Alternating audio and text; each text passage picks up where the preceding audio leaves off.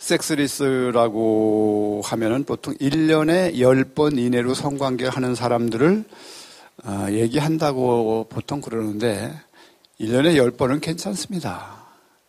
요새 10번 하기도 힘들어요, 바빠서. 보통 섹스리스트들은 한 번도 안 하던가 1년에 한두 번 하는 사람들을 섹스리스라고 그럽니다. 여기 영상에서도 보면은 이 대화를 하는 것도 정확한 표현을 안 해요. 남편이 몸을 만든다라고 표현했을 때 사실은 뭘 말하고 싶었냐 하면 이 남편이 제가 유추해 보면은 직장에서 스트레스를 받고 아마 발기부전이 왔을 거예요. 그래서 더욱더 아내한테 멀어졌는데 몸이 멀어지면 정서적으로 멀어지게 됩니다. 이 성은요, 정서적 친밀함은 성적 친밀함을 전제로 하고요. 또 반대로 마찬가지예요. 정서적 친밀함이 없이 성적 친밀함을 가질 수가 없습니다. 다 같은 건데, 이제 그런데 표현을 구체적으로 내가 요새 발기가 안 되는데 치료를 해야 되겠다 이렇게 얘기를 해야 되는데 몸을 만든다고 얘기하니까 헬스클럽 가서 몸 만드는 줄 아는 거예요. 아내는. 그러니까 생각이 다 다른 거죠. 그러니까 문제가 해결이 안 되는 거예요.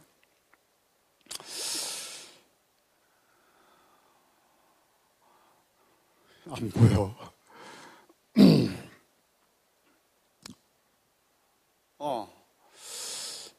이 친밀한 부부관계를 하는 사람들하고요,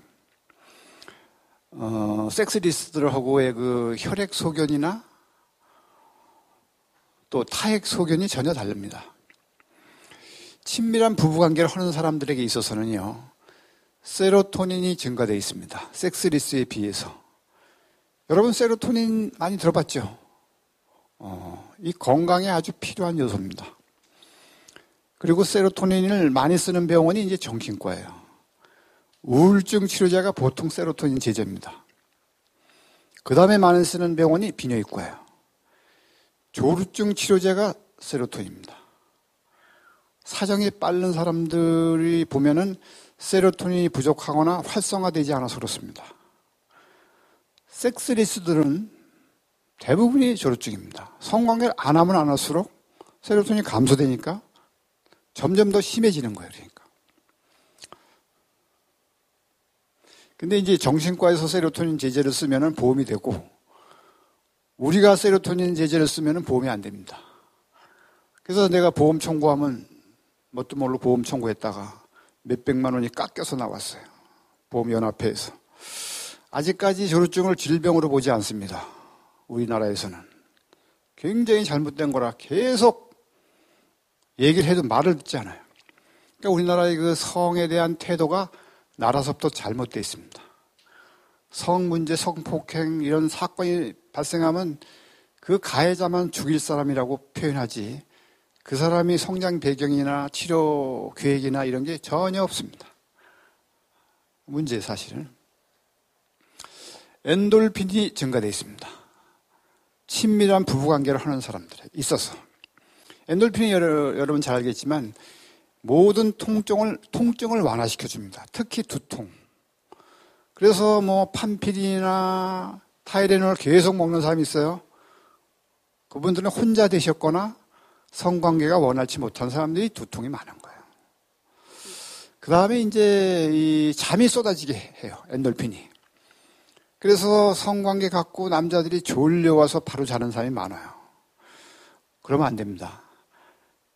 이 아내는 성관계 후에도 여자는 그 여운이 한참 남습니다. 남자는 급격히 떨어지지만, 그래서 바로 자게 되면 그게 또 부부 사이에 문제가 생길 수 있어요. 그래서 혀를 깨밀고 깨어 있어야 됩니다. 그리고 대화를 하고 후회를 해야 돼요. 옥시토신은 이제 친밀함을 갖게 해주는 그런 물질입니다. 그래서 이 옥시토신은 남자보다 여자가 훨씬 많아요. 정상적으로. 그래서 여성들이 관계에 지향적이라는 존재라는 게 옥시토신 때문에 그렇습니다. 물론 여성 호르몬 에스트로겐 때문에도 그렇지만 옥시토신이 많기 때문에 관계지향적이 되는 것이고, 남자들은 남성 호르몬인 테스토스테론이 많기 때문에 과업적이 되는 거예요. 그게 무슨 뭐 다른 이유가 없어요. 그렇게 만들어진 거예요. 호르몬이 많기 때문에 그렇게 행동할 수밖에 없어요. 그걸 서로 잘 알아야 돼. 아, 이 남자는 남자 전체가 그렇구나. 아, 이 여자는 관계 정말 얘기를 끝까지 들어줘야 되겠구나. 이런 걸 알아야 되는 거예요. 이민효글로불린, 면역글로불린 A가 증가됩니다. 그래서 감기 같은 게 잘 안 걸려요. 친밀하게 성관계를 하는 사람들은 섹스리스에 비해서. 그래서 남자에겐 남성 호르몬이 증가되고 여성에게는 여성 호르몬이 증가됩니다. 그럼 남성 호르몬은 어떤 역할을 하냐면 뼈와 관절을 튼튼하게 해주는 게 남성 호르몬 역할입니다. 신체적으로. 그 다음에 정서적으로는 모든 창조적인 욕구를 갖게 해주는 게 남성 호르몬이에요. 물론 성욕을 포함해서. 창조적인 욕구. 그래서 남성 호르몬이 떨어진 사람, 혈액검사에서 보통 3에서 한 9까지가 정상인데 3 이하, 1점 몇 이렇게 나오는 사람들이 있잖아요. 병원에 들어올 때부터 힘이 없어요. 이렇게. 젊은 사람들도. 그래서 남성 호르몬이 떨어진 사람들에게는 은행에서 대출을 해주지 말아야 됩니다. 창조적인 욕구가 없기 때문에 사업에 성공할 수가 없어요. 박태환이 남성 호르몬이 아마 부족해서 맞았을 거예요, 그게. 그 주사가 한 원가가 한 거의 20만 원 합니다. 그래서 개인병원에서 한 30만 원 받고 어떤 병원은 뭐 40만 원씩 받는데, 사실은 젊다고 항상 높은 건 아니에요. 운동을 많이 한 사람이 오히려 떨어질 수가 있어요. 그래도 이제 조심해야죠. 이 프로 선수들은. 아마추어 선수들은 이제 약물 검사는 하지만 프로들은 다 합니다. 야구도 프로들은 하고, 골프 선수도 프로는 해요. 아마추어 대회는 안 하니까, 얼마 전에도 그 클럽 챔피언 시합 앞두고 이 주사를 맞으러 왔더라고요. 아, 내일이 그 챔피언 결정전인데 주사 맞고 가겠다 해서, 혈액검사에서 떨어진 사람에 한해서 맞는 거라고 얘기해 줬죠. 여성 호르몬은 이제 질 점막을 두껍게 해주고 여러 가지 피부, 미용, 여러 가지 좋은 점이 많죠. 그렇게 증가됩니다. 그래서 스트레스를 없애주고 친밀한 관계를 유지해주고 옥시토신 역할이죠.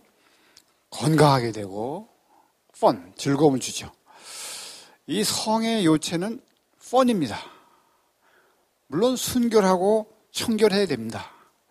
그 다음에 펀이 없으면 안 됩니다. 펀은 여러분이 이제 개발해야 돼요. 자녀를 갖게 해주죠. 자기 유전인자를 갖는 자녀를 갖는 게 놀라운 일이죠. 그래서 하나님께 찬양을 드리게 됩니다. 그래서 성관계하고 할렐루야로 끝내는 사람이 일부 있어요. 제가 아는 사람도 브라질 선교사로 가 있는 분이에요. 아버지 학교를 처음 만드신 분 부부. 그 부부한테 직접 들은 거예요. 진짜입니다. 그분이 얘기한 거니까. 그럼 성교 횟수가 그러면 우리가 적당한 횟수를 알아야 되잖아요. 그전에는 이제 보면은 20대는 뭐 한 달에 8번, 30대는 2달에 7번, 뭐 이렇게 공식적으로 한 시대가 있었어요, 옛날에. 평균 연령이 한 65세 될 때. 지금은 다릅니다. 지금은 이제 결혼 연령도 20대부터 40대 초반까지 이렇게 결혼 연령이 돼요. 그리고 체력도 20대나 40대 초까지는 큰 차이가 없어요. 그래서 40대 초까지 주 1에서 3회까지가 정상입니다. 근데 3회 하는 사람 없어요, 거의. 신혼 때 빼고. 4회가 넘어갔다, 일주일에. 그러면 아까 세로토닌, 옥시토신 이런 게 다 감소합니다. 감기도 잘 걸리고요. 두통도 생기고 그래요. 4회가 넘어가면. 근데 이제 매일 하는 사람이 있어요. 1년에 366회 하는 사람이 왔습니다, 병원에. 366회 어떻게 기억하냐고 그랬더니 매일 했고 크리스마스 전날 2번 했다고 그래요. 그래서 딱 366회 되는 걸 기억하더라고. 그래서 제가 그랬어요. 이러시면 안 됩니다. 이 부부는 둘 다 이혼한 부부예요. 자녀 둘씩 낳고 이혼했어요. 그래서 아내가 둘, 남편이 둘 해갖고 재혼했어요. 다 이혼한 이유가 성적인 문제입니다. 결혼해서는 성관계를 그렇게 열심히 하는데 재밌게 하고 펀이 있고 그래요. 그래서 부부가 이렇게 친밀하고 좋으니까 자녀들 4명은 문제가 없습니다. 부부가 이렇게 친밀하게 살고 즐겁게 살면 자녀들은 문제가 안 생겨요. 넷이 그냥 아주 재밌게 지내는데 그렇다고 해서 이 절제가 필요한 겁니다. 하고 싶다고 해서 계속 하는 게 아니에요.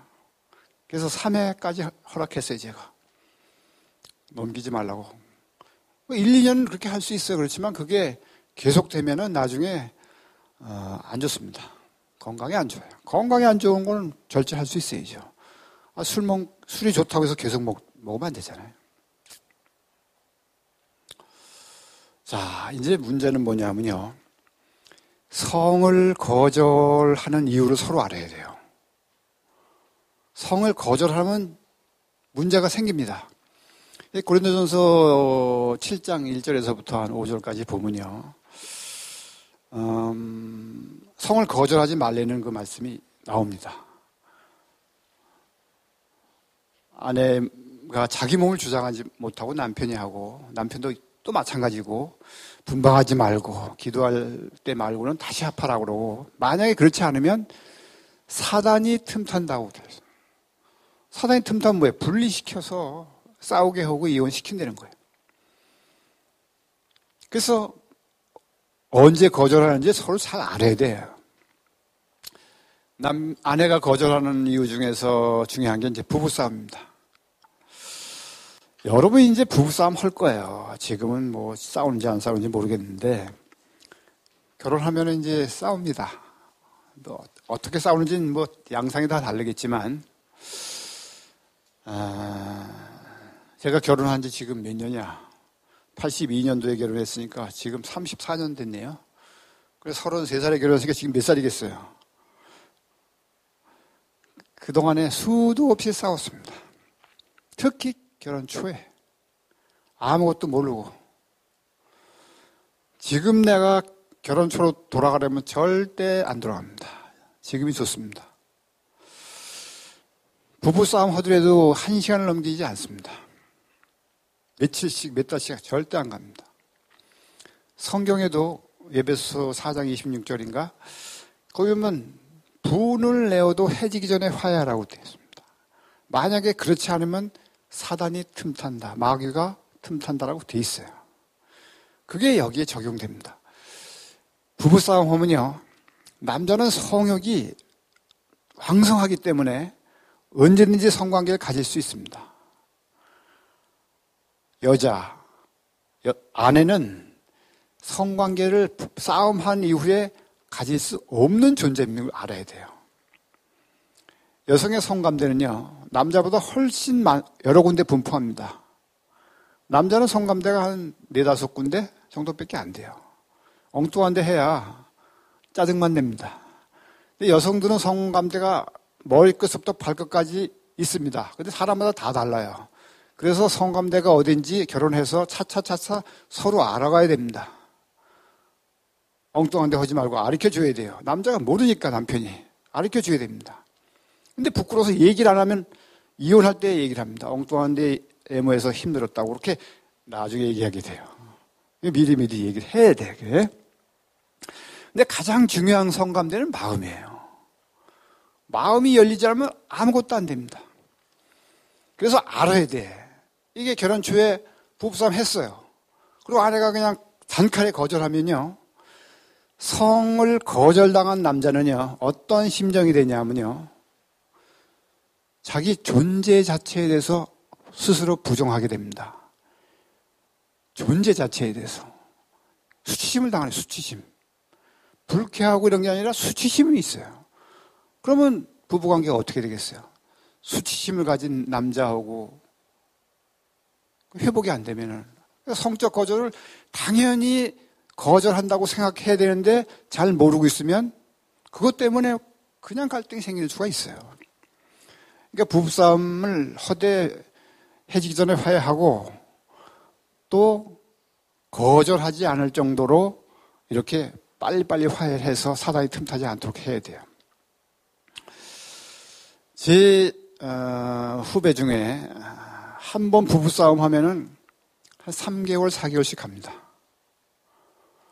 언제 부부싸움 하냐면 시댁에 갔다 와서 명절 때. 이제 곧 추석이 다가와서 가잖아요. 그러면 갔다 오면 100% 싸우고 3, 4개월 지냅니다. 그 회복될 만하면 구정이 다가와서 또 싸우고 여름까지 옵니다. 여름에 올여름에 뭐 성광에 가질 정도로 날씨가 더우니까 안 돼요. 몇 년을 그렇게 해갖고 섹스리스가 됐습니다. 우리 성경 공부 멤버인데 그 대기업 자동차 회사에 전무하고 뭐 이렇게 했던 친구인데 그래서 제가 그랬어요. 왜 뻔히 싸우는 줄 알면서 가냐. 명절 때 아내가 원하지 않으면 가지 말고 여행을 가라 그랬어요. 그 또 이 여자들은요, 이 무드에 약합니다. 여행 가면은 거절했던 또 성에 대해서 생각도 안 했던 분들이 여행 가면 또 달라져요. 그래서 여행을 한 3, 4년을 갔어요. 시댁에 안 가고. 그래서 부부가 회복되니까 아내가 먼저 시댁에 가자고 얘기를 하는 거예요. 그래서 부부싸움을 안 하려면요, 아내의 모든 얘기를 다 끝까지 듣고 수용해 주는 게 좋습니다. 아내 얘기 다 들으란 말이야, 무조건. 그럼 싸움이 안 일어나요. 그렇게 되면 아내가 남편을 존경하게 됩니다. 제가 그거 깨닫는데 34년 걸렸습니다. 먼저 십자가 지는 거예요. 십자가가 없으면 안 돼. 이게 무슨 인문학을 공부해서 되는 게 아닙니다. 성령 충만해야 되는 거예요. 시간이 없었어요. 요것도 좀 이따 할게요. 이게 중간에 많이 빠졌는데 중간에 그 부부싸움 그 전에 이제 그 임신과 출산이 있는데 그게 아마 아까 좀 그랬는데 임신과 출산 먼저 하겠습니다. 여러분이 이제 자녀를 갖게 되겠죠. 굉장히 여러분의 유전자를 가진 자녀. 또 여러분의 자녀이기도 하지만 하나님의 자녀죠. 그래서 여러분의 자녀가 막 속을 새기고, 막, 그럴 때, 그걸 하나님의 자녀라고 생각하면 훨씬 스트레스가 적게 옵니다. 하나님의 자녀를 내가 양육한다라고 생각하면, 그렇게 생각해야지 또. 자기 소유라고 생각하면 힘들어지죠. 그래서 이제, 임신을 하고 할 텐데, 여러분 이제 특이한 그런 상황이라 피임을 하는 수가 있잖아요. 뭐 3년 동안은 자녀를 안 낳겠다 그러는데, 저는 이제 콘돔을 사용해 본 적이 없어요. 여태까지 콘돔을 사용해 본 적이 없는데, 콘돔을 사용하게 되면, 사실 살과 살이 이렇게 부부가 이렇게 연합을 해야 되는데 중간에 고무가 끼니까 조금 이 친밀감이 좀 떨어져요. 그리고 이 자궁에 이렇게 기구를 착상시키는 것도 후진국형이에요. 우리가 몽골 같은데 이제 선교 여행 가보면은 20년, 30년 막 그냥 방치해서 막 엉망이 된 경우를 많이 보고 그래요. 그러면 이제 몇 가지 주기법이라든가 지뢰사정이라든가 피임약이라든가 뭐 몇 가지 있겠죠. 그래서 저는 주기법하고 지뢰사정하고 주로 그걸 했습니다. 그러고 임신돼서 낳았어요. 절대 뭐 이 낙태는 뭐 하면 안 되니까. 여러분도 한 1, 2년 그렇게 하겠다 그러면은 지뢰사정은 근데 사실 쉽지가 않아요. 흥분된 상태에서 그걸 갖다가 바깥에다 사정한다는 게 쉽지가 않습니다. 그래도 그렇게 했고, 그 다음에 주기법은 이제 생리 끝나고 직후에는 뭐 임신이 안 되니까 그걸 잘 하면은 또 되죠. 그렇게 하고 나중에 정관 수술하는 게 제일 좋습니다.